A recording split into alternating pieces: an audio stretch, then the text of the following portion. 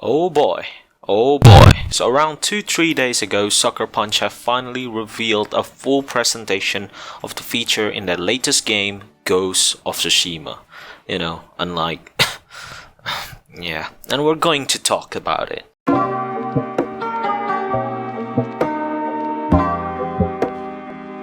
Pardon me if I don't talk as clearly in this video, by the way, as I have mouth ulcers right now and my throat is dry, so let's get straight to the point. I'm excited. I'm excited for this game because I've been waiting for a proper historical samurai game. Now I know it's a romanticized history, but that is okay. And from the trailer, Ghost of Tsushima just nailed all of it. And maybe you'll ask, what do you mean a proper samurai game? Have you not seen Sekiro, Nioh, Samurai Warrior or For Honor? Well, I have, and I have played most of it. In fact, the game that I haven't touched at all in that list is only Nioh, because it is kinda similar to Sekiro in a way. So why do I say that Ghost of Tsushima is finally the proper samurai game that people have been waiting for? Because as far as I know, correct me if I'm wrong in the comment section, no video game to this day have ever recreated that feeling of playing a samurai movie like Ghost of Tsushima did. And I freaking love samurai stuff, alright? I love samurai games, I love samurai books, I love samurai movie. I am a sucker for samurai content. But I was disappointed that no game ever recreated the feeling of being in the movie I watch or in the books I read. For example, let's just go and take a quick review of the games that I said before, right? Sekiro and Nioh. You're pretty much fighting demon most of the time in that game, not even human, because it's a Dark Souls-esque game, so what do you expect from it, right? Samurai Warriors. It is historical, I like that about the game. The game tells a romanticized versions of the Sengoku Jidai era, and I like that, but, well, it's Dynasty Warriors gameplay. It is the Warrior series, and the character design are very Dynasty Warrior. I mean, I'm not saying that Dynasty Warrior is bad. Dynasty Warrior for me are guilty fun. I'm a big fan of it because in that game you can slay hundreds of people in a spare of 30 seconds except Lubu. Lubu is, let's just say, he is immune to your power.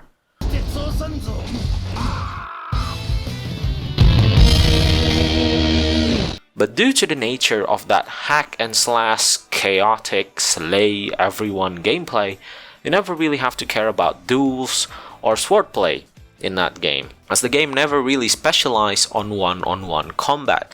While what I really want to see and plays out is that one-on-one samurai duel that is a very popular pop culture thing, you know, with the quick sword draw and all. It's like the Japan version of cowboy quick draw duels, and I want to play that part of being a samurai, you know, an actual swordplay and one-on-one combat. Unfortunately, Samurai Warriors didn't focus on that. And so come For Honor.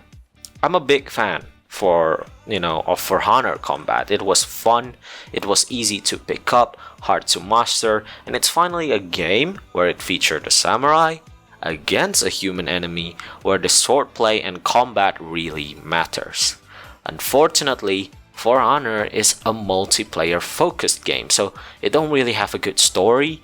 In fact, the story is just a prologue to the main thing, which is the multiplayer, and because the main premise of the game is knight Viking and samurai fighting each other, samurai isn't really the main focus on this game in the first place. While Ghost of Tsushima is just, it's the samurai game that people have been asking for. It got that gritty feeling of being in a war-torn place, you know, forbidden. It got that sweet, classic, traditional Japanese music.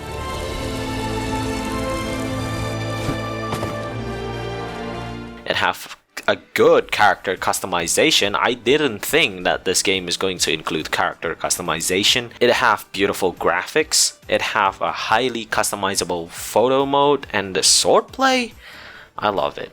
I love it. I mean, if you love samurai stuff, what is not to love about this game? It hit all the things you want. Actually, no. Actually, there is one thing that I don't like about this game, and that is the fact that I cannot even play it. That's right, I cannot even play it. It's pretty sad that I make this video admiring the game while not even having the chance to play it because it is a PlayStation exclusive and while I play on PC. But it's okay, not the game's fault. There's always YouTube gameplay. Give me all those YouTube gameplay. I'm just here to talk about the game. First thing I noticed on the trailer is that I love how they do the guiding system in this game. Rather than making a HUD like some forms of arrow or lines to guide the player to the destination, they make a gust of wind as a system to direct the player to the right place, which exactly do what they are targeting with this system, and that is not breaking the immersion of the game itself. It just looks like it's a part of the world, beautiful landscape, and I like that. It's a very creative use of a wind. And I like how the game promote to playstyle. There is a samurai warrior playstyle, you know, during the day, where you just face the enemy up front with heavy armor and just direct combat. And there is a ghost playstyle during the night where you become, well, the Ghost of Tsushima, where you can do all the dirty tricks with the tools at your disposal and even use fear to your advantage because the Mongol knows you as the vengeful samurai spirit. So with this two playstyle being promoted by the game, there is pretty much something for everyone. Someone who likes an all-out direct combat have the samurai warrior playstyle, and someone that like to do thing more stealthily, there is the ghost playstyle for you, and I really like that. While the gameplay, especially the ghost playstyle, really reminds me of Assassin's Creed. And here is where things got a little bit exciting. The Assassin's Creed fanbase have long wanted an Assassin's Creed game set in Japan. I mean, that is just a logical choice. Japan have samurai, ninja, and samurai or ninja equal assassins. Yeah, it's just one of the closest actual role to an assassin. It just fit. You know, we've been fighting as a pirate, we've been fighting as Spartan, and now we're going to fight as a Viking in the Assassin's Creed series. None of which I'll think fit as an assassin if they don't show up in an Assassin's Creed game. But yet, the reason why Ubisoft hesitate on making Assassin's Creed set in Japan is exactly just that. It is the fact that samurai or ninja really fit as an assassin. And that is why Ubisoft hesitate on making an Assassin's Creed game.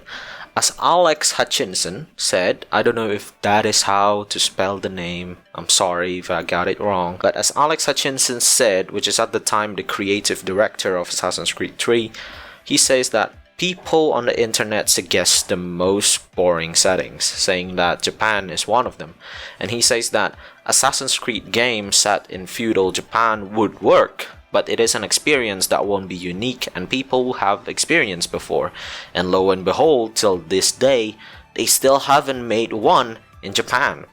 And now with the release of Ghost of Tsushima looming closer and the excitement going up and up for the game, I think Assassin's Creed would finally get the consequences of declining that really popular fan suggestion for so long. And the consequences is 1.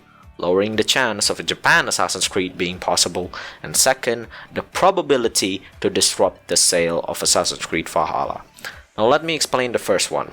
Why do I think Ghost of Tsushima will lower the chance of a Japan Assassin's Creed being released?